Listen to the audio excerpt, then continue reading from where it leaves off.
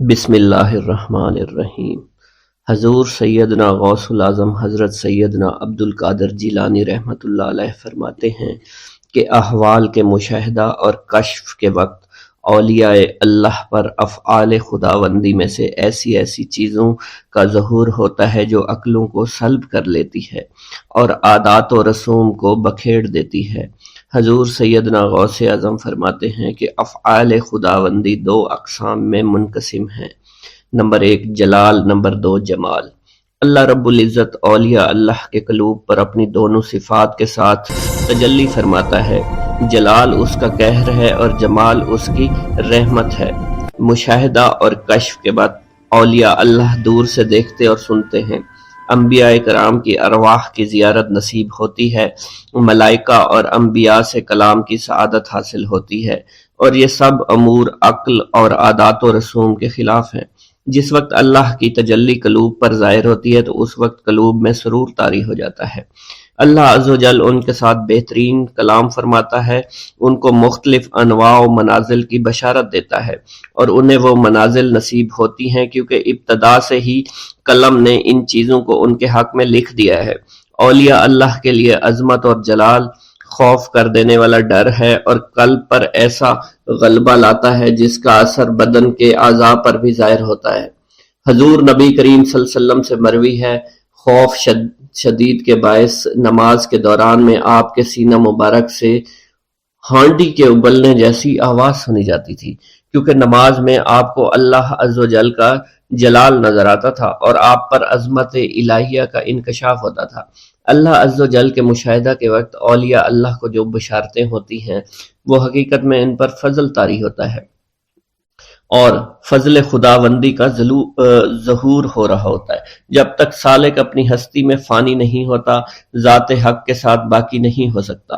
اللہ رب العزت دولت وصال حاصل ہونے سے پہلے عاشقوں کو قرب وصال کی خوشخبری اس لیے دیتے ہیں کہ شاید شوق الہی کے سبب ان کی محبت حد سے گزرے، ان کی قوتیں منقطع ہو جائیں اور وہ ہلاک ہو جائیں۔ یقین کے تین مرتبے ہیں، علم الیقین، عین الیقین، حق الیقین۔ علم الیقین کے مرتبہ پر فائز ہونے پر سالک کو اس راز کا علم ہو جاتا ہے کہ محبوب حقیقی عالم کی صورت میں جلوہ نما ہے، اور حضور نبی کریم صلی اللہ علیہ وآلہ وسلم اس شاہد لم یزلی کے لیے مرت نامہ ہے۔ پھر جب سالک ترقی کی منازل طے کرتا ہے تو وہ عین الیقین کے مرتبہ پر فائز ہو جاتا ہے، جس سے مراد یہ ہے کہ محبوب حقیقی حضور نبی کریم کی زیارت سے مشرف ہونے لگتا ہے اور اس کا یقین وحدت الوجود پر پختہ ہو جاتا ہے، اور پھر اسے بیداری میں بھی حضور نبی کریم کی حضوری کی سعادت نصیب ہوتی ہے۔ پھر سالک عین الیقین کی منازل طے کر کے حق الیقین کی منازل پر فائز ہوتا ہے اور اس کے قلب پر حقیقت محمد صلی اللہ علیہ وسلم کا ظہور ہوتا ہے۔ حضور سیدنا غوث اعظم حضرت سیدنا عبد القادر جیلانی رحمۃ اللہ علیہ فرماتے ہیں، اے سالک، تیرا حقیقی مقصد صرف اللہ ہے، یعنی تو اس جہان فانی میں صرف معرفت الہی کا شکار کھیلنے کے لیے آیا ہے، کیونکہ ارشاد باری تعالیٰ ہے، پس اللہ کی طرف دوڑو۔ سالک کے لیے اس کا مقصود نہ آخرت ہے نہ دنیا، بلکہ اس کا مقصود صرف اور صرف اللہ عز و جل ہے اور نفس ہے، یعنی سالک اور اللہ کے درمیان حجاب نفس ہے۔ نفس سے مراد نفسانی خواہش ہیں، اور جب انسان اللہ عز و جل اور حضور نبی کریم کی اطاعت چھوڑ کر دنیاوی لذات شہوات میں مشغول ہو جاتا ہے تو اللہ عز و جل اس سے دور ہو جاتے ہیں۔ انسان دو چیزوں کا مجموعہ ہے، بدن اور روح۔ اگر نفس کو غذا دی جائے تو بدن موٹا ہو جاتا ہے اور روح لاغر ہو جاتی ہے، اگر روح کو غذا دی جائے اور نفس کے ساتھ مجاہدہ کیا جائے تو اس سے روح موٹی تازی ہو جاتی ہے اور جسم لاغر ہو جاتا ہے۔ ارشاد باری تعالیٰ ہے، میں نے جن و انس کو اپنی عبادت کے لیے پیدا کیا ہے تاکہ وہ مجھے پہچانے۔ نفس اللہ کی ضد ہے اور اس کا دشمن ہے، یعنی وہ شخص جو اپنی نفسانی خواہش کی پیروی کرتا ہے وہ اللہ کے حکم کی عدولی کر رہا ہوتا ہے۔ ایک مرتبہ دریائے دجلہ میں سیلاب آ گیا۔ دریا کی طغیانی کی شدت کی وجہ سے لوگ پریشان حالت میں حضور سیدنا غوث اعظم شیخ سید عبد القادر جیلانی رحمۃ اللہ علیہ کی خدمت میں حاضر ہوئے۔ آپ نے اپنا عصائے مبارک پکڑا ہوا تھا اور دریائے دجلہ کے کنارے پہنچ کر عصائے مبارک کو زمین میں گاڑ دیا اور فرمایا، اے دریا بس رک جا۔ آپ کا فرمانا تھا کہ دریا کی طغیانی کم ہو گئی۔ حضرت شیخ عبد الجبائی سے منقول ہے، میری ملاقات ہمدان میں ایک شخص طریف سے ہوئی۔ یہ شخص دمشق کا رہائشی تھا۔ اس نے مجھے بتایا دوران سفر میری ملاقات بشر المفرزی سے ہوئی جو 14 اونٹوں پر شکر لادے ہوئے تھے۔ انہوں نے مجھے بتایا کہ دوران سفر میرا گزر ایک جنگل سے ہوا، رات کا وقت تھا، میرے پاس 4 اونٹ اس جنگل میں گم ہو گئے۔ میں نے ان کو بہت تلاش کیا لیکن کامیاب نہ ہوا، یہاں تک کہ صبح ہو گئی۔ میں نے پریشانی کے عالم میں حضور سیدنا غوث العظم حضرت سیدنا عبد القادر جیلانی کو پکارا، کیونکہ آپ نے دوران واز ایک مرتبہ فرمایا تھا کہ جب بھی کوئی مشکل درپیش ہو تو مجھے پکارو۔ چنانچہ میں آپ کو پکارنے لگا۔ اس دوران مجھے ایک ٹیلے پر ایک شخص دکھائی دیا جس نے سفید لباس زیب تن کر رکھا تھا۔ اس شخص نے مجھے ہاتھ سے ایک جانب اشارہ کیا۔ جب میں ٹیلے کے نزدیک پہنچا تو وہ شخص غائب ہو چکا تھا۔ جب میں نے اس شخص کی بتائی ہوئی سمت میں نظر دوڑائی تو مجھے اپنے 4 اونٹ ماں سامان کے نظر آ گئے جنہیں میں ہانک کر لے آیا۔ گرا ہے بلاؤں میں بندہ تمہارا، مدد کے لیے آؤ یا غوث اعظم۔ مریدوں کو خطرہ نہیں بحر غم سے کہ بیڑے کے ہیں ناخدا غوث اعظم۔ حضور سیدنا غوث اعظم شیخ عبد القادر جیلانی کی ایک عورت مرید تھی جس پر ایک فاسق بدبخت عاشق ہو گیا۔ ایک دن وہ عورت رفع حاجت کے لیے نزدیک پہاڑ کے غار میں گئی تو اس فاسق بدبخت کو خبر ہو گئی۔ اس بدبخت نے غار میں جا کر عورت کو پکڑ لیا اور عزت لوٹنے کی کوشش کرنے لگا۔ اس عورت نے بآواز بلند شیخ عبد القادر جیلانی کو مدد کے لیے پکارا۔ آپ اس وقت مدرسہ میں وضو فرما رہے تھے۔ آپ نے اپنی کھڑاؤں کو اس غار کی سمت میں پھینکا، وہ کھڑائیں اس فاسق کے سر پر لگنا شروع ہو گئیں جس سے وہ بدبخت ہلاک ہو گیا۔ وہ عورت آپ کی کھڑائیں لے کر آپ کی خدمت میں حاضر ہوئی اور حاضرین محفل کے سامنے سارا ماجرا بیان کر دیا۔ سرکار غوث اعظم شیخ عبد القادر جیلانی رحمۃ اللہ علیہ دستگیر بڑے ہی منکسر المزاج، رقیق القلب، نرم طبیعت اور سادہ لوح تھے۔ اتنی بزرگ شخصیت کے اندر اعلیٰ ترین مقام پر فائز ہونے کے باوجود اپنی شان و رفعت کا ذرا برابر تصور نہ تھا۔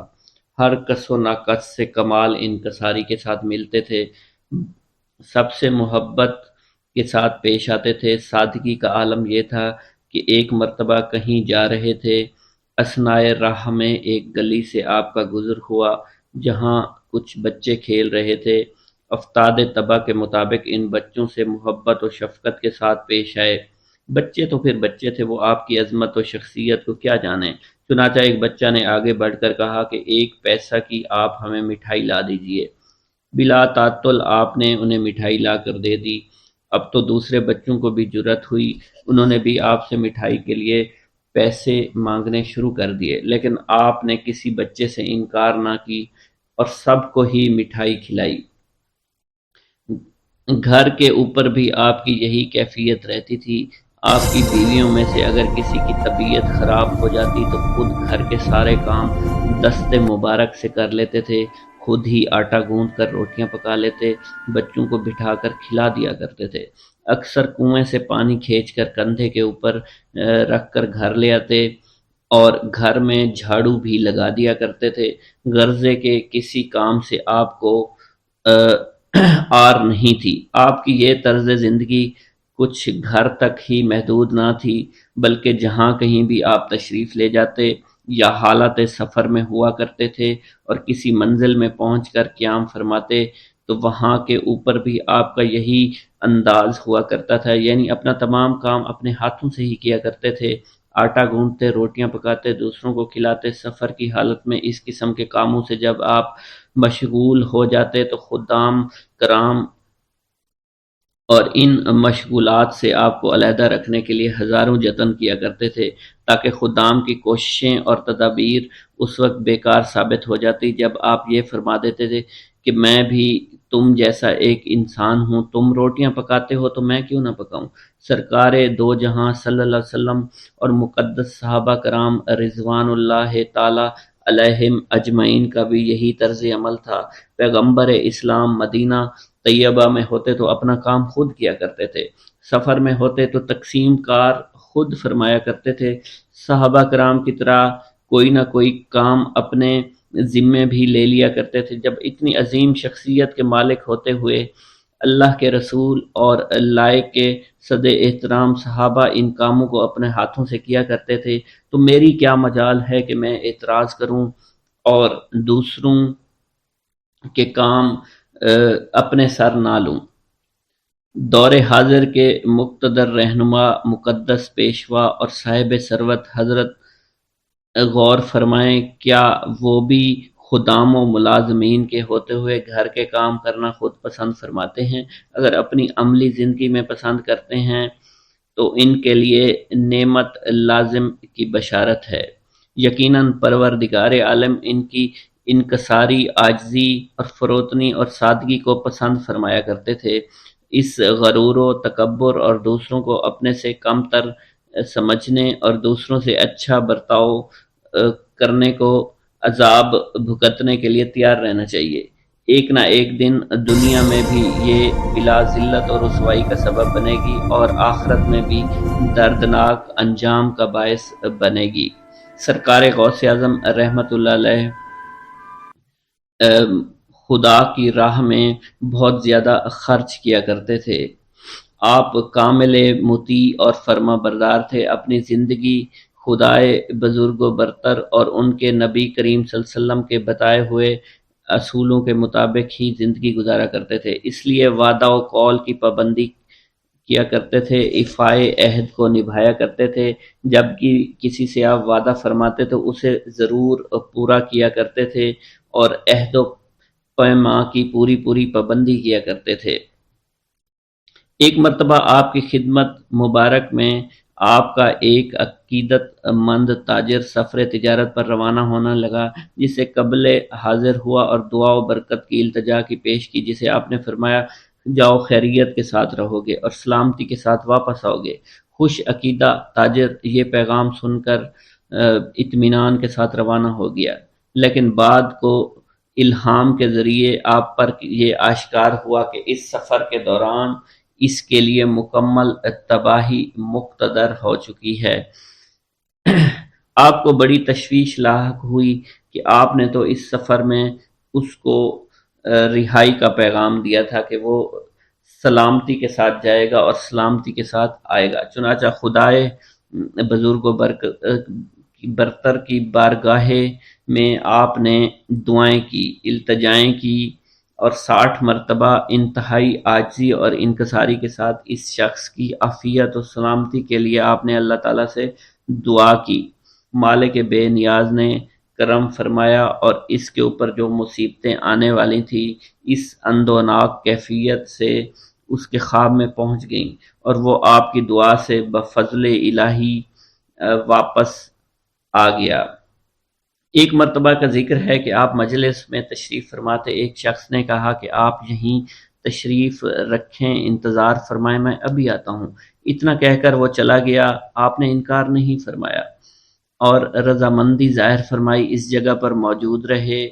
چونکہ آپ نے اس سے وعدہ کر لیا تھا کہ میں اس جگہ موجود رہوں گا، اس لیے آپ ایک دن، ایک ہفتہ، ایک مہینہ نہیں بلکہ 1 سال تک اس مقام پر موجود رہے اور کسی دوسری جگہ تشریف نہ لے گئے۔ یہ عین سرکار دو عالم صلی اللہ علیہ وسلم کی سنت کریمہ تھی۔ پیغمبر اسلام صلی اللہ علیہ وسلم کو بھی اپنے تجارتی سلسلہ میں اس قسم کے واقعات سے متعدد بار سابقہ پڑا ہے۔ روایت کی شہادت یہ ہے کہ ایک مرتبہ تو 3 دن تک مسلسل آپ ایک ہی جگہ پر کھڑے رہے تھے۔ حضرت شیخ عبد القادر جیلانی رحمۃ اللہ علیہ فرماتے ہیں کہ ایک دفعہ بغداد میں قحط پڑا، جس کی وجہ سے مجھے نہایت تنگ دستی اور مصائب کا سامنا کرنا پڑا۔ کئی روز تک میں نے کھانا نہیں کھایا بلکہ ہر گری پڑی چیز کو تلاش کر کے کھا لیتا تھا اور اسی پر گزارا کرتا تھا۔ ایک روز بھوک کی شدت اور بے تابی کی وجہ سے میں دریائے دجلہ کی طرف دوڑتا ہوا چلا گیا تاکہ وہاں پتے یا سبزی وغیرہ جو بھی ملے میں کھا سکوں، مگر میں جہاں بھی جاتا وہاں پہلے ہی لوگ موجود ہوتے، کیونکہ بغداد میں قحط پڑا ہوا تھا اور لوگ روٹی کو اور کھانے کو ترسے ہوئے تھے۔ اگر کوئی چیز ملتی تو اس پر فقراء کا ہجوم جمع ہو جاتا۔ میں ان سے مزاحمت کرنا پسند نہیں کرتا تھا۔ آخر میں شہر میں لوٹ آیا، مگر یہاں بھی مجھے کوئی چیز دستیاب نہ ہوئی تاکہ میں کچھ کھا سکوں۔ غرض یہ کہ بے چین گلی کوچوں میں لا حول ولا قوت پڑھتا ہوا مارا مارا پھرتا، بالآخر پھرتے پھرتے سوق الرحائین کی مسجد کے قریب پہنچا تو اس وقت بھوک سے بالکل بےتاب ہو گیا، دماغ چکرانے لگ گیا، حواس گم اور خطا اوسان ہو گئے، بے ہوشی طاری ہو گئی، آنکھوں کے آگے اندھیرا چھا گیا، اور اسی پریشانی کے عالم میں دوڑ کر مسجد کے گوشہ میں جا بیٹھا۔ اسی اثنا میں ایک اجمی جوان مسجد میں نان اور بھنا ہوا گوشت لے کر آیا اور کھانے لگا۔ غلبہ بھوک کی وجہ سے میری یہ کیفیت تھی کہ جب وہ کھانا کے لقمے اٹھاتا تو بے اختیار میں بھی اپنا منہ کھول دیتا، حتیٰ کہ میں نے اپنے نفس کو اس نازیبا حرکت پر ملامت کی اور کہا کہ اے نفس، بھروسہ اور توکل بھی آخر کوئی شے ہے، اتنی بے صبری کے کیا معنی ہیں۔ اتنے میں اچانک اس اجمی کے جوان کی نظر مجھ پر پڑی۔ مجھے دیکھتے اس نے کہا، بھائی آئیے بسم اللہ کیجئے۔ میں نے انکار کیا، لیکن اس کے بے حد اصرار نے مجھے کھانے پر مجبور کر دیا۔ ابھی میں نے تھوڑا ہی کھایا تھا کہ وہ مجھ سے میرے حالات دریافت کرنے لگا کہ آپ کون ہیں، کہاں کے باشندے ہیں اور کیا مشغلہ رکھتے ہیں۔ میں نے کہا کہ میں جیلان کا رہنے والا ہوں، یہیں پر رہتا ہوں۔ یہ سن کر اس نے مسرت انگیز لہجہ میں کہا کہ الحمدللہ میں بھی جیلان کا رہنے والا ہوں۔ اس کے بعد اس نے کہا، اچھا آپ کا نام کیا ہے؟ میں نے کہا کہ میرا نام عبد القادر ہے۔ اس نے کہا، کیا آپ ایک جیلانی نوجوان جس کا نام عبد القادر ہے اس کو جانتے ہیں؟ اس نے کہا، تو میں نے کہا کہ میں وہی عبد القادر ہوں۔ وہ گھبرایا، اس کے چہرے کا رنگ متغیر ہو گیا اور ٹپ ٹپ اس کی آنکھوں سے آنسو ٹپک پڑے، اور بے چینی اور اضطراب سے کہنے لگا کہ بھائی خدا کی قسم، میں کئی روز سے آپ کو تلاش کر رہا ہوں۔ جب میں بغداد پہنچا تو میرے پاس اپنا ذاتی خرچ ہی موجود تھا، مگر جب تمہاری تلاش اور جستجو کی تو کسی سے تمہارا سراغ نہ لگا، پتہ نہ چلا، یہاں تک کہ میرا نان اور میرا نفقہ ختم ہو گیا۔ ختم ہونے کے بعد متواتر 3 دن میں اسی حالت میں رہا کہ آپ کی امانت کے سوا میرے پاس کھانے خریدنے کے لیے کچھ نہ تھا۔ آپ کی والدہ نے کچھ پیسے بھجوائے تھے، کچھ اشرفیاں بھجوائی تھی جو میرے پاس تھی، اور مجھے فاقہ کا 3 دن گزرنے کو ہے، اور پے در پے فاقہ ہونے کی حالت میں 3 روز مردار کھانے کی اجازت ہوتی ہے۔ اس لیے میں آج تمہاری امانت سے ایک وقت کے کھانے کے دام نکال کر یہ کھانا خرید لایا ہوں، اور اب آپ خوشی سے یہ کھانا تناول فرما لیجئے۔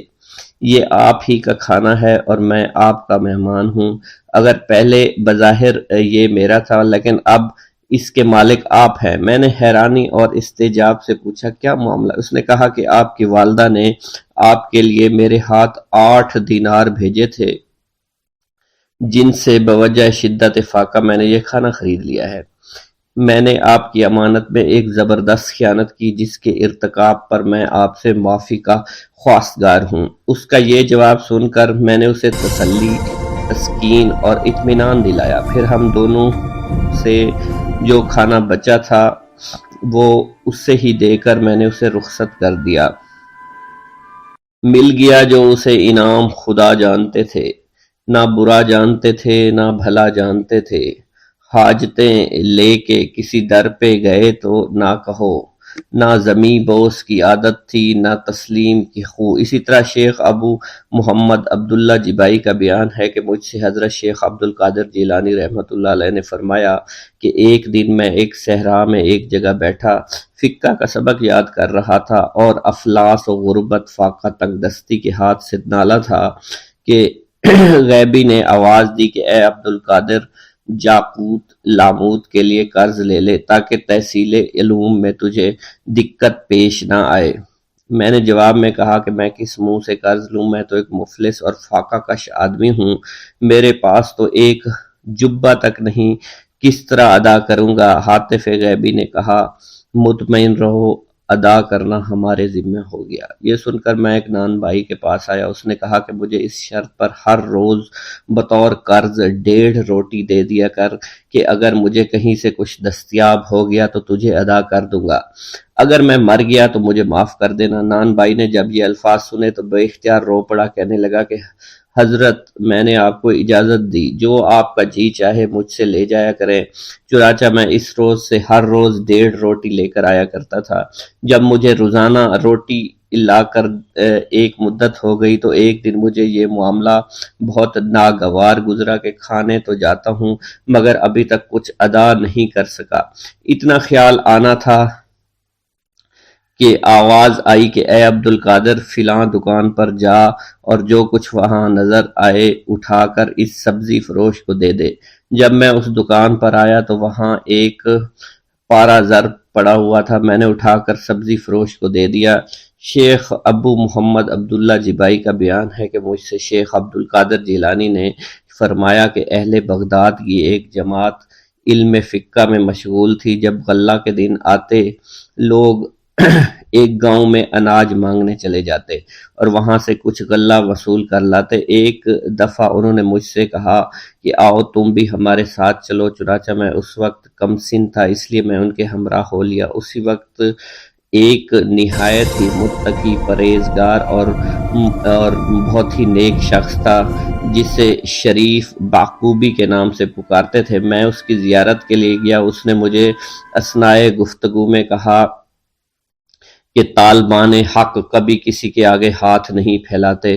پھر اس نے خصوصیت کے ساتھ مجھے سوال کرنے سے منع کیا۔ پھر اس کے بعد نہ میں کسی جگہ گیا اور نہ ہی میں نے کبھی کسی سے کوئی سوال کیا۔ شیخ عبداللہ کا بیان ہے کہ مجھ سے حضرت شیخ عبد القادر جیلانی رحمۃ اللہ علیہ نے فرمایا کہ مجھ پر بڑی بڑی ناقابل برداشت سختیاں گزرا کرتی تھی۔ اگر سختیاں پہاڑ پر گزرتی تو پہاڑ بھی پھٹ جاتا۔ جب مصائب، تکالیف، سختیاں، صعوبتیں چاروں طرف سے مجھے احاطہ کر لیتی تو میں تنگ آ کر زمین پر لیٹ جاتا اور آیت کریمہ کا ورد کرتا۔ بے شک تنگی کے ساتھ آسانی ہے، بے شک تنگی کے ساتھ آسانی ہے۔ پھر میں زمین سے سر اٹھاتا تو میری سب کی سب تکالیف دور ہو جاتی۔ اسی طرح آپ نے یہ بھی فرمایا کہ جب میں طالب علمی کے زمانہ میں مشائخ و اساتذہ سے علم فقہ پڑھا کرتا تھا تو سبق پڑھ کر جنگل کی طرف نکل جایا کرتا تھا اور بغداد میں نہ رہتا تھا۔ صرف جنگلوں، بیابانوں کے ویران اور خراب مقامات میں دن ہو یا رات، آندھی ہو یا جھکڑ، موسلا دھار میںہ ہو یا اولوں کی بارش، اپنی زندگی بسر کیا کرتا تھا۔ اسی وقت سر پر ایک چھوٹا سا امامہ باندھتا اور صوف کا جبہ پہنا کرتا تھا۔ برہنہ پا کانٹوں اور پتھریلی زمین میں گھومتا رہتا تھا۔ کاہو، ساگ اور دیگر ترکاریوں کی کونپلیں جو مجھے دریائے دجلہ کے کنارے مل جایا کرتی تھی کھا لیا کرتا تھا۔ الغرض کوئی مصیبت مجھ پر ایسی نہ گزری جس کو میں نبھا نہ سکا۔ الغرض جب آپ نے عبادات اور ریاضات اور مجاہدات شاقہ کے بعد پورا تزکیہ نفس حاصل کر لیا تو حضرت شیخ ابو سعید مبارک مخرمی علیہ السلام سے بیعت کی اور ان کے حلقہ ارادت میں داخل ہو گئے۔ شیخ ابو سعید نے حضرت کو اپنے ہاتھ سے کھانا کھلایا۔ حضرت غوث اعظم رحمۃ اللہ علیہ فرماتے ہیں کہ جو لقمہ ان کے ہاتھ سے میرے شکم میں جاتا وہ میرے باطن میں ایک نور بھر دیتا تھا۔ پھر انہوں نے آپ کو خرقہ ولایت عطا کیا اور فرمایا کہ اے عبد القادر، یہ وہ خرقہ ہے جو جناب رسول خدا صلی اللہ علیہ وآلہ وسلم نے حضرت علی رضی اللہ تعالی عنہ کو عطا فرمایا تھا، اور ان سے حضرت حسن بصری رحمۃ اللہ علیہ کو ملا تھا، اور ان سے دست بدست مجھ تک پہنچا ہے۔ اس خرقہ کے پہنتے ہی حضرت غوث العظم شیخ عبد القادر جیلانی پر بھی برکات اور تجلیات الہیہ نے ظہور کیا۔ شیخ ابو سعید موصوف الصدر لکھتے ہیں کہ ایک دوسرے سے تبرک حاصل کرنے کے لیے میں نے حضرت شیخ عبد القادر جیلانی کو اور انہوں نے مجھ کو خرقہ پہنایا۔ سیدنا محی الدین دستگیر عبد القادر شیخ جیلانی رحمۃ اللہ علیہ نہ صرف شیخ طریقت تھے بلکہ پوری طریقے سے اسلام کا جبہ پہنے ہوئے تھے۔ ان کے شیخ ابو حسن علی بن قریشی، ان کے شیخ ابو خرج اور ان کے شیخ ابو الفضل تھے۔ ان کے شیخ حسن بصری، ان کے حضرت علی مرزا کرم اللہ وجہہ اور ان کے حضور سرور کائنات صلی اللہ علیہ وآلہ وسلم تھے۔ حضرت غوث اعظم جیسا کہ بیان کیا جا چکا ہے طبعاً مخلوق اور ویرانہ پسند تھے، اس کے علاوہ گوشہ نشین بھی تھے۔ اس وقت بغداد میں خلفائے عباسیہ کا دورہ تھا۔ اہل زمانہ دنیا طلبی میں منہمک، عمرہ حکومت میں بدمست اور نشہ امارت میں سرشار تھے۔ طالب دنیا علماء نے اپنی اور دوسروں کی دنیا خراب کر رکھی تھی۔ جاہل صوفیہ نے طریقت کو شریعت سے علیحدہ کر رکھا تھا۔ چنانچہ اس سے متاثر ہو کر بہت سے علماء کرام وعظ و نصیحت اور دوسرے خرافات میں پڑے ہوئے تھے۔ آپ نے اشاعت اسلام اور تجدید دین کا بیڑا اس وقت اٹھا لیا تھا۔ ابھی اس کا عزم ہی کیا تھا کہ سرور کائنات رسول صلی اللہ علیہ وسلم کو آپ نے خواب میں دیکھا۔ حضور نے فرمایا، اے عبد القادر، تم اللہ کی مخلوق کو گمراہی سے بچانے کے لیے وعظ و نصیحت اور پند و نصیحت کیوں نہیں کرتے؟ آپ نے عرض کی، حضور میں ایک اجمی شخص ہوں، عرب کے سامنے کس طرح اپنی زبان کھولوں؟ سرور کائنات نے فرمایا، اپنا منہ کھولو۔ آپ نے منہ کھولا۔ حضور نے 7 بار لعاب دہن آپ کے منہ میں لگایا اور فرمایا، جاؤ تم وعظ و نصیحت کرو اور لوگوں کو اپنے رب کی طرف لاؤ۔ چنانچہ ظہر کی نماز پڑھ کر آپ بیٹھے تو خلقت آپ کے گرد جمع ہو گئی۔ آپ کچھ مرعوب سے ہو گئے۔ اسی اثنا میں آپ نے شیر خدا علی المرتضیٰ کو مجلس میں اپنے سامنے کھڑا پایا۔ حضرت علی نے فرمایا، اے عبد القادر، واز کیوں نہیں کرتے؟ آپ نے کہا، ابا جان، میں گھبرا گیا ہوں۔ حضرت علی نے فرمایا، اپنا منہ کھولو۔ حضرت علی نے 6 مرتبہ اپنا لعاب دہن آپ کے منہ میں لگایا۔ آپ نے عرض کیا، پورے 7 مرتبہ کیوں نہیں ڈالا؟ شیر خدا نے کہا کہ رسول خدا صلی اللہ علیہ وسلم کے ادب اور پاس کی وجہ سے میں ایسا نہیں کر سکتا۔ اس کے بعد حضرت علی رضی اللہ تعالی عنہ شیر خدا آپ سے پوشیدہ ہو گئے، اور پھر آپ کا فکر دل دنیا سے غوطے کھانے لگا، حقائق و معارف کے موتی نکالنے اور ساحل سینہ پر لالا کر ڈالنے لگا، اور ترجمان زبان کا دلال اپنی توتی بولنے لگا۔ لوگ آ کر طاعت و عبادات کی گریہ نما اور بے بہار قیمتیں گزران ان کو خریدتے خدا کے گھروں کو ذکر الہی سے منور کیا کرتے تھے۔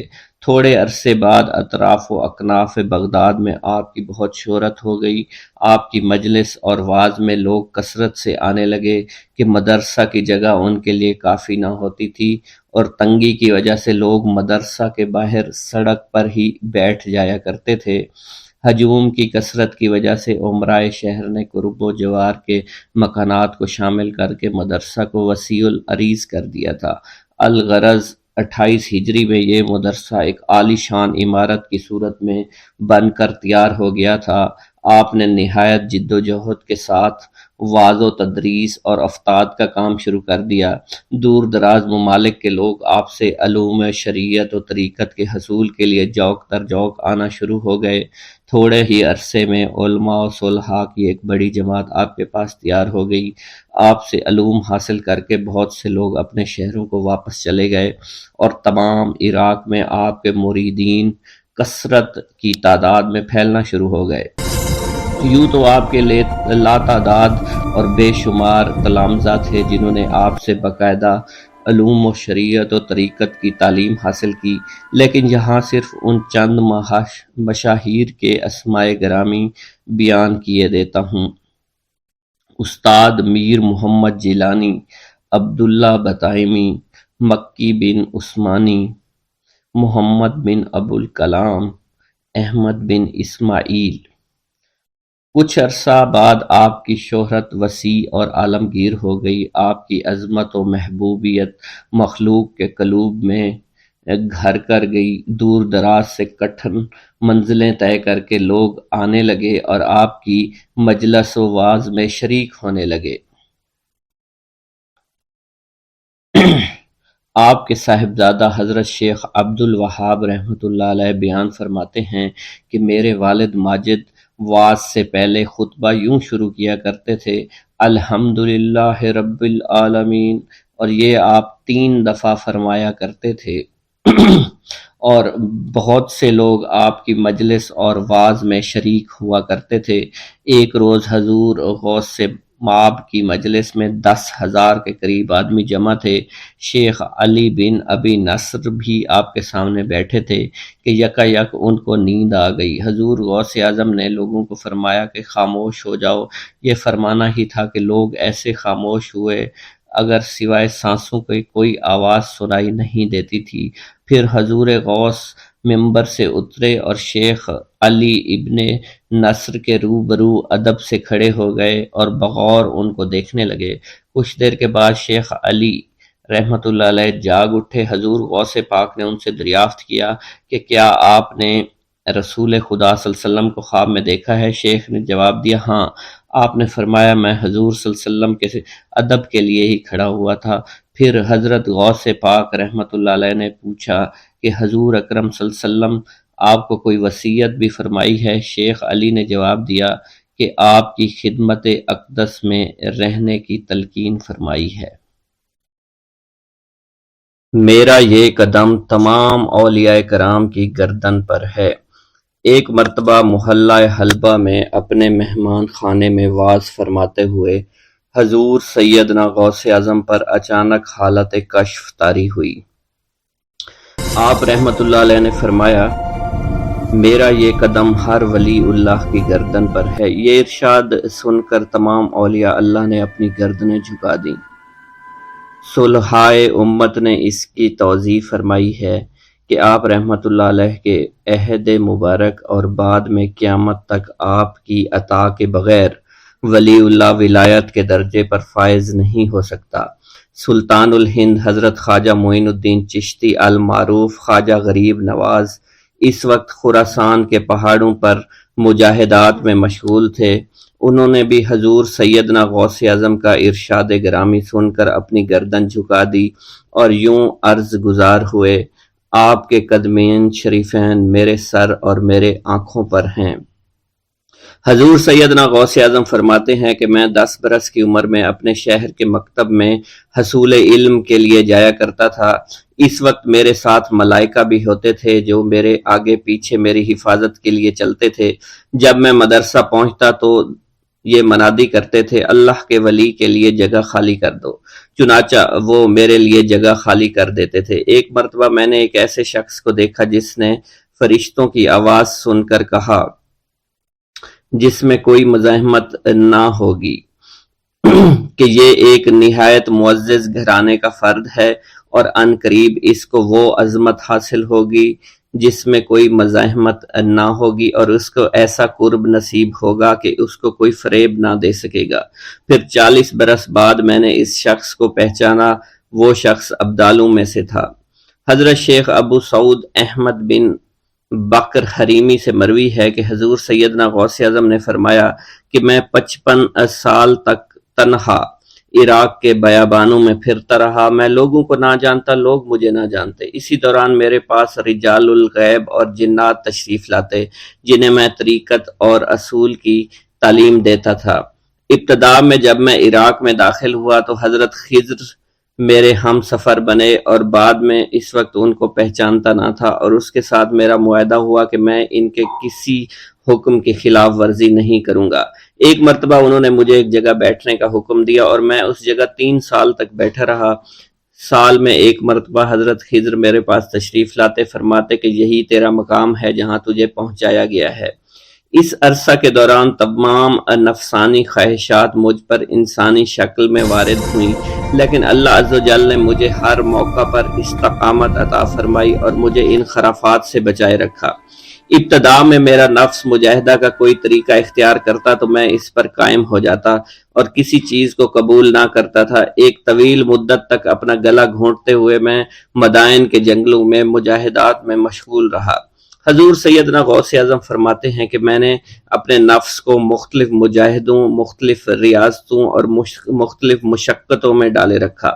1 साल तक मैं गिरी हुई चीजें उठाकर खाता रहा, दूसरे साल पानी पर गुजारा किया और तीसरे साल ना मैंने कुछ खाया, ना पिया और ना ही सोया। एक मरतबा शदीद सर्दी की वजह से मैं ऐवान किस्रा के खंडरात में सोया तो रात भर में 40 मरतबा तबीयत खराब हुई। हजूर सैयदना गौसे आजम फरमाते हैं, हर साल एक बुजुर्ग आते और वो मुझे जुब्बा देकर चले जाते। इसी तरह मैंने बेशुमार तरीकों से दुनिया और नफ्स से छुटकारा पाने की कोशिश की। लोग मुझे दीवाना समझते थे। मैं बरहना जिस्म जंगलों में चला जाता और कांटों पर लौटता शोर मचाता था। मेरा तमाम बदन से खून जारी हो जाया करता था और लोग मुझे उठाकर शिफा खाने ले जाया करते, जहां मेरी हालत मजीद बिगड़ जाती। एक वक्त ऐसा भी आया जब मुझ में और मुर्दा में कोई फर्क ना था। लोग कफन लेकर आए, गुस्साल को बुलवाया कि वो मुझे गुस्ल दे दें। अभी उन्होंने मुझे गुस्ल देने के लिए तख्ता पर डाला ही था कि मेरी हालत दुरुस्त हो गई। मैं उठ खड़ा हुआ। तरीकत की इन पुरखतर राहों में ना तो मैं कभी खौफजदा हुआ और ना कभी मेरा नफ्स मुझ पर गलबा पा सका और ना ही दुनिया की आराइश मुझे हैरान कर सकी। हजूर सैयदना गौसे आजम फरमाते हैं, शैतान ने मेरे गिर्द बेशुमार जाल बिछाए। जब मैंने उससे कहा कि ये क्या है तो उसने कहा, ये दुनियावी चीजें हैं और मैं इन जालों से तुम जैसों को शिकार करता हूं। मैंने 1 साल तक शैतान का मुकाबला किया, उसके बिछाए हुए तमाम जालों को खत्म कर दिया। इसके बाद मेरे सीने को खोल दिया गया और मुझ पर बेशुमार खल्लाइक जाहिर हुए। हजूर सैयदना गौसे आजम फरमाते हैं, मैंने दरियाफ्त किया कि ये अल्लाइक कैसे हैं। जवाब मिला कि ये खुल्क के असबाब हैं जो तुमसे मिले हुए हैं। मैं साल भर इनकी जानिब मुतवज्जे रहा, यहाँ तक कि वो मुझसे जुदा हो गए। जब मुझ पर मेरा बातन जाहिर किया गया तो मैंने अपने कल्ब को बहुत से अल्लाइक से मुलव्वस पाया। मैंने दरियाफ्त किया कि ये अल्लाइक क्या हैं। जवाब मिला, ये तुम्हारे इरादे, तुम्हारे इख्तियारात हैं। चुनाचा 1 साल तक इनकी जानिब मुतवज्जे रहा कि वो मुझसे दूर हो गए। मेरा कल्ब इन तमाम गिलाजतों से निजात पा गया। फिर मुझ पर मेरे नफ्स को जाहिर किया गया। मैंने इसका मुशाहिदा किया। मुझे मालूम हुआ इसके साथ कुछ अमराज और भी हैं और नफ्स की ख्वाहिशात जिंदा हैं। नफ्स का शैतान सरकश है।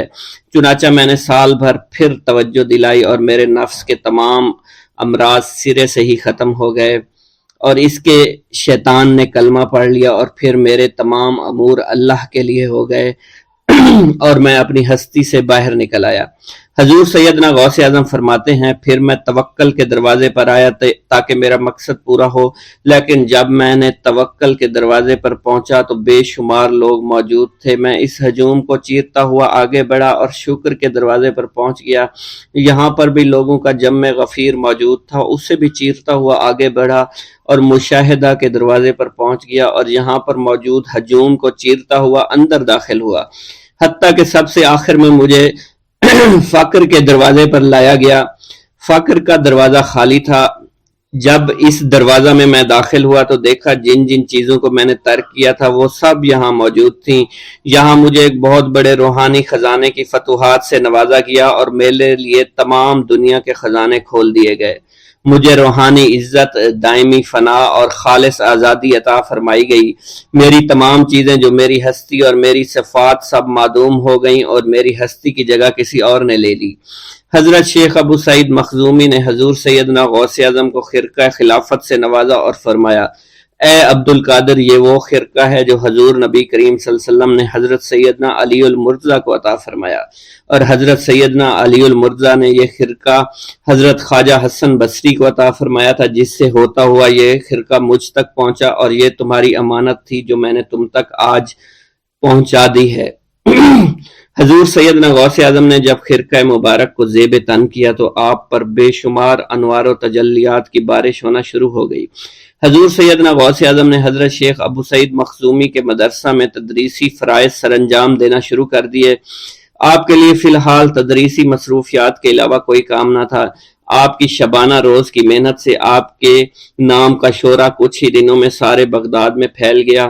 طلبہ دور دراز کے علاقوں سے علم کے حصول کے لیے آنے لگے۔ طلبہ کی تعداد جب مزید بڑھنا شروع ہو گئی تو ارد گرد کے کئی مکانات کو خرید کر مدرسہ میں داخل کر لیا گیا۔ کتب سیر میں منقول ہے کہ 528 ہجری میں آپ مدرسہ نظامیہ کی وسیع عمارت تعمیر فرما چکے تھے۔ اس مدرسہ کی تعمیر میں آپ نے بحیثیت مزدور بھی حصہ لیا تھا۔ حضرت شیخ ابو الخشاب سے مروی ہے کہ میں جوانی میں جب علم نحو پڑھ رہا تھا تو لوگوں نے مجھے حضور سیدنا غوث اعظم کے پاس جانے کا مشورہ دیا، اور اس کی وجہ سے مجھے بھی اشتیاق ہوا کہ میں آپ کا واز سنوں۔ ایک مرتبہ کچھ لوگوں کے ہمراہ آپ کی مجلس میں دوستوں کے ہمراہ حاضر ہوا۔ آپ نے میری جانب توجہ کرتے ہوئے فرمایا، ہماری صحبت اختیار کر لو۔ چنانچہ میں نے آپ کے فرمان کے مطابق آپ کی صحبت کو اختیار کر لیا۔ آپ نے مجھے علم نحو کے علاوہ علوم عقلیہ اور تقلد حاصل کیے، جس سے مجھے کوئی واقفیت پہلے نہیں تھی۔ 1 سال کے عرصہ میں آپ کی نظر کرم سے میں نے وہ علوم حاصل کر لیے جو گزشتہ اتنی عمر گزارنے کے باوجود بھی مجھے حاصل نہیں ہوئے تھے۔ منقول ہے حضرت شیخ بقا بن بطو، شیخ علی بن ہیتی اور شیخ کیلوی جب حضور سیدنا غوث اعظم کے مدرسہ میں آتے تو جھاڑو دیا کرتے تھے اور چھڑکاؤ کرتے تھے، لیکن آپ کی اجازت کے بغیر کبھی اندر داخل نہ ہوتے تھے۔